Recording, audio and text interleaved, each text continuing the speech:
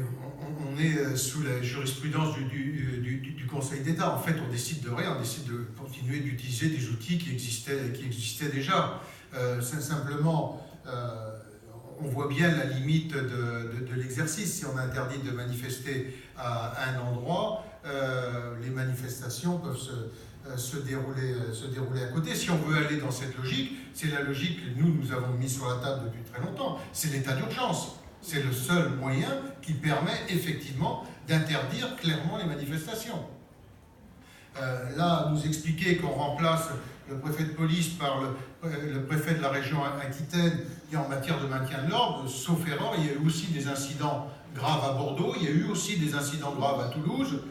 Bon, ça ne peut pas se limiter à ça. Le gouvernement assume de demander l'usage d'armes possiblement dangereuses, pour les utiliser plus massivement. Qu'est-ce que vous en pensez? Je pense, soit on utilise ces armes, soit on ne les utilise pas. Moi, je pense que c'est la dernière arme avant une arme létale, et il est important que les forces de police, moi je préfère assurer l'intégrité, protéger l'intégrité physique d'un policier ou d'un gendarme que celle d'un voyou ou d'un casseur.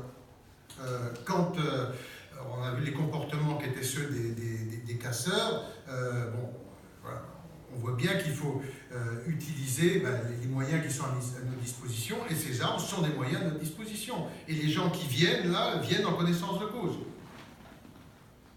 Les autres présidents de groupe ont soutenu votre demande? J'ai plutôt eu le sentiment, mais bon, on ne va pas procéder à un vote, de recueillir du soutien, bon, objectivement plutôt des présidents de groupe d'opposition que du président de groupe d'En Marche. Mais, encore une fois, je vous dis, c'est un jeu dangereux.